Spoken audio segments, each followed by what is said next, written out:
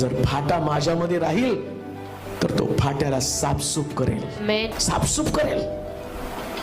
तुम्ही माझ्यामध्ये, माझी वचन तुमच्यामध्ये. हालेलुया. वचन तुम्हाला रोज साफ करतं. आमेन.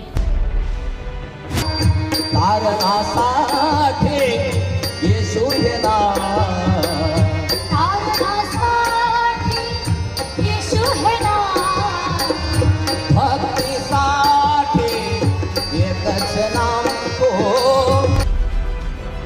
वाईट गोष्टी सैतानाला कितीही करू द्या, पण मी घाबरणार नाही, कारण माझा देव. मला कोरोनाची भीती वाटली नाही, कारण माझा देव